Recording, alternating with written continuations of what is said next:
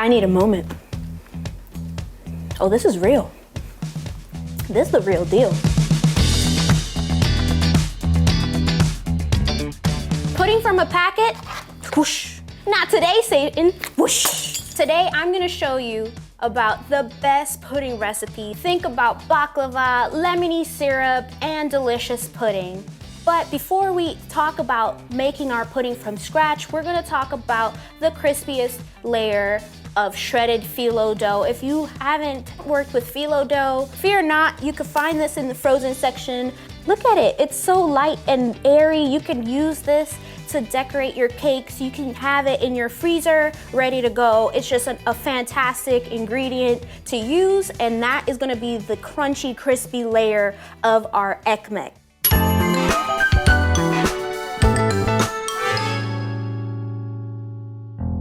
So first, to make this crispy phyllo layer, we're going to start with butter. We're just gonna melt it. And as it melts, we're going to layer our shredded phyllo into our square 9-inch pan. So I like to tear the phyllo. Sometimes I'll use scissors, but you just want to kind of get in there and just spread it to all 4 corners of your pan. Now that our butter has melted, we're going to pour this on top of our shredded phyllo. And we're just gonna keep mixing it around and make sure that every single layer of our phyllo is coated with butter. Oh, be careful, it's a little hot. I've been working in the industry for far too long, so I don't actually feel things that are hot anymore. I could touch the pan and not really feel like it's burning me. So once your kataifi has been evenly coated in butter, spread it back out to the 4 corners of your pan.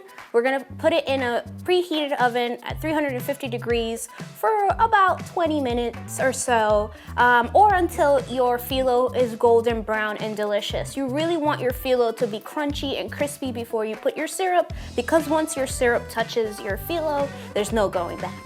So there's something really cool about getting different types of cinnamon. So typically you find harder bark cinnamon, but this one is so soft and delicate. Like you could just see that it comes apart and it's so fragrant. This is gonna add such a different, unique layer of aromatics to your syrup. But if you can't find that, any cinnamon will work, except for powdered cinnamon. Don't put powdered cinnamon in this syrup. So we're gonna put our cinnamon in our pot. We're gonna take our sugar, and we're gonna put the peel of our lemon with our peeler. Because you shouldn't waste anything, we're gonna use a little bit of our lemon in our syrup to just round out that lemon flavor. So right now we're boiling our lemony syrup that we're gonna pour onto our crispy kataifi. Misu, what do you think your favorite part of this recipe is? Oh wow, okay. Yeah, I agree. It has to be the lemon. In order to know if your sugar syrup is ready, you'll see it boiling and you'll see those sugar crystals dissolve. Sometimes what I do, if I can't tell, is I take a little bit and I touch it, and if I still feel grains, I keep boiling it and stirring it. Don't touch the sugar if it's simmering and it's hot at home, if you don't have hands made of steel like mine. So now that our syrup is done, it'll look something like this. We're gonna let that sit as our kataifi bakes. I wish you guys could smell this. It's so delicious. It's so aromatic. Should we make candles? I think so. So our kataifi just came out of the oven. You can see by the color that it's golden brown and delicious, and it peeled a little bit off of the sides of the pan.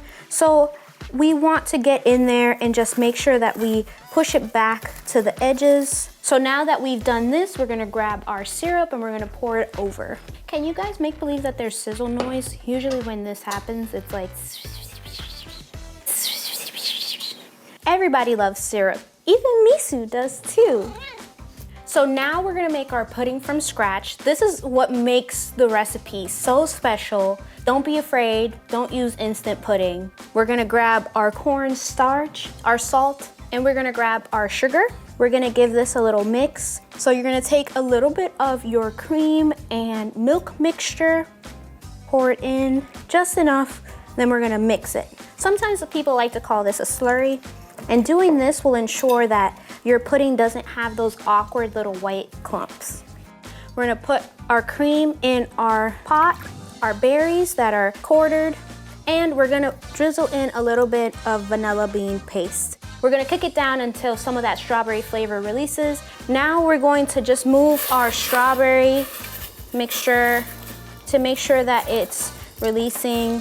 I know that my cream is hot, so I'm going to make sure that I put my yolks in a bigger bowl because we're gonna add a little bit of this hot cream to temper our yolks. Tempering your yolk, make sure that your yolks don't scramble in here. They're eggs. I mean, you don't want scrambled eggs unless if you want strawberry scrambled eggs. I don't know. That might be a viral video somewhere, but not here. We're gonna break apart our yolks, grab some of this warm cream, mix it in. And you wanna do it until it turns pale.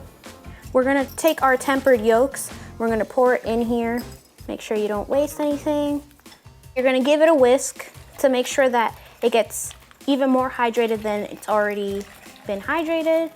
Before we add it back into this mixture here, we're gonna take off our ladle.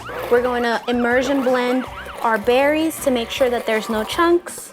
Now, when you look at this color, you see pink, but as soon as we incorporate our egg yolks and cornstarch mixture, it's gonna turn really flat. So I like to add a little bit of food coloring to bring up the brightness and that strawberry flavor. I use like a rose pink color for this. Just a little drop is enough. So I'm gonna show you what a difference the food color makes. Now I'm pouring in the egg yolk and cornstarch mixture. I'm gonna bring it down so you guys can see it again. And as your pudding sets, I'm gonna hydrate my gelatin sheets. This one, all you have to do is hydrate it in water before we start cooking our pudding. Really big part of this too is to keep your pudding in motion, because if you let it sit, the cornstarch drops to the bottom and actually burns. So you actually wanna keep in motion. All right, everybody, our pudding is ready. We're gonna temp this out. It's definitely ready, 81. We're gonna take our gelatin and we're gonna rinse it out. We're gonna stir it in. And with the heat, the gelatin will dissolve. Beautiful. So now we're gonna take our pudding, we're gonna pour it in our kataifi. So we're gonna spread this out. Don't be afraid to go all the way to the edge of your pan, because once it sets for 24 hours, you're gonna see how easy this unmolds. Plastic wrap, ugh, it's not my favorite. But it makes sure that the top of my pudding is going to stay without a film on top of it. It's going to look beautiful and vibrant, and it's just going to give it that smooth texture that I want from this ekmek pudding. We're going to put this in the fridge for 24 hours. I can't wait that long, so I planned ahead. I have one already ready to go in the fridge. Ta-da! Ekmek! This is what it looks like after 24 hours in the fridge. Perfectly set, beautiful ekmek. All right, let's make our honey whipped cream. So we're going to use our immersion blender, and if you haven't used an immersion blender to make whipped cream, then what are you waiting for? First, you're gonna take your powdered sugar, then you're gonna take your honey, and you're gonna blend. I like to pat the whipped cream down so that it kinda doesn't fly all over the place with the powdered sugar. If you get bored, make a figure eight, spin it around.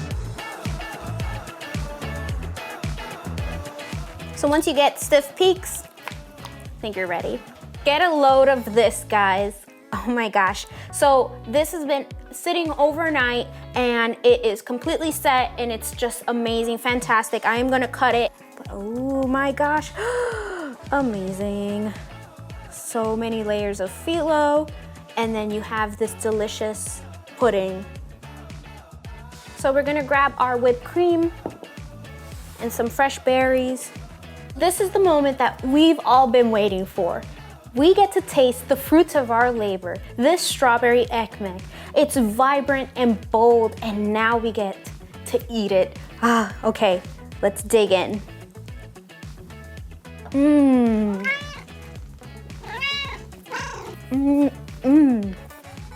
I need a moment. Oh, this is real. This is the real deal. It's so fresh and vibrant, and the strawberry flavor comes through and punches you in the face. Forget pudding packs, forget the cups, forget the little packages. You talking about OG? This is the OG. Miso and I, we're gonna enjoy this on our own. So, thanks for watching. Bye.